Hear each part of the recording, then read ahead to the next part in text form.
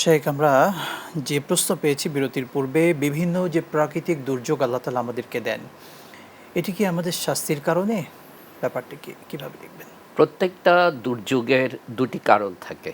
জি। কার্যকারণ যেটাকে বলা হয় সাবাব। একটা হচ্ছে বাহ্যিক। বাহ্যিক কারণটা প্রাকৃতিক বিভিন্ন সিস্টেমের কারণেও হতে পারে। জি। আর আরেকটা হচ্ছে অভ্যন্তরীণ।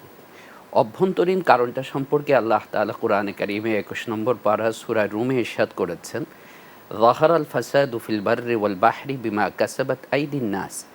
মানুষের কৃতকর্মের কারণেই জলে এবং স্থলে বিপর্যয় বিশৃঙ্খলা ছড়িয়ে পড়েছে। তো আমরা এই আয়াত থেকে বুঝতে পারি যে হ্যাঁ, অনেক বিপর্যয় প্রাকৃতিক, এর কারণ মানুষের কৃতকর্ম। এবং আল্লাহ তাআলা এগুলি দেন মৌলিকভাবে যেন মানুষ সতর্ক এবং সাবধান হয়ে যায়, লাআল্লাহুম ইয়ারজিউন, সে যেন ভালো পথে ফিরে আসে। সকল ক্ষমতার উৎস জনগণ, আমরা যে এই কথাগুলো বলি, এটা আসলে ইসলাম সম্মত কিনা? কথাটা ইসলামের দৃষ্টিকোণ থেকে এবং আকীদার দৃষ্টিকোণ থেকে সাহিহ বা সঠিক নয়। জি। কারণ সকল ক্ষমতার উৎস তো আল্লাহ সুবহানাহু ওয়া তাআলা। আল্লাহ ইন্নাকা আলা কুল্লি শাইইন কাদির, আল্লাহু আলা কুল্লি শাইইন কাদির। আল্লাহ তাআলা যা ইচ্ছা তা করার ক্ষমতা রাখেন, বান্দা যা ইচ্ছা করে তা করার ক্ষমতা রাখে না। তবে এক্ষেত্রে আমাদেরকে খেয়াল রাখতে হবে, কেবল এই কথার কারণে কেউ বললে তাকে মুশরিক বলে ফেলা বা শিরিকের দিকে তাকে সম্পর্কিত করা এটা উচিত নয়। কেন উচিত নয়? যে একই কথা একজন মুমিন যখন বলে, তখন তার নিয়াতের একটা ব্যাপার এখানে থাকে।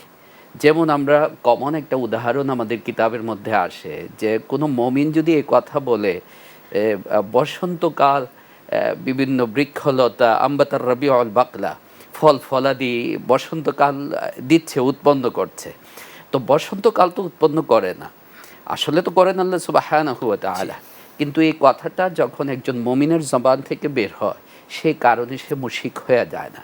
তাই যে কথাটা বলছেন, সাধারণত আমরা তো এটা রাজনীতির ময়দানে আমরা ব্যবহার করে থাকি।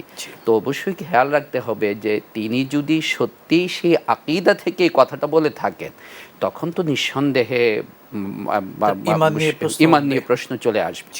আর যদি তিনি সেটা মিন না করেন, জনগণ সকল ক্ষমতার উৎস বলতে তিনি বুঝান ওই যে সরকারের উত্থান, সরকারের পতন, যেহেতু আমাদের দেশ গণতান্ত্রিক দেশ, তো ভোটের যে ব্যাপার থাকে, সরকারের উত্থান পতন থাকে, এটার বিষয়ের সম্পর্ক হচ্ছে জনগণের সঙ্গে, তাহলে সেটা ততটা মারাত্মক না আকীদার দৃষ্টিকোণ থেকে। তবে এই ধরনের শব্দগুলো ব্যবহার না অ্যাভয়েড করা উচিত।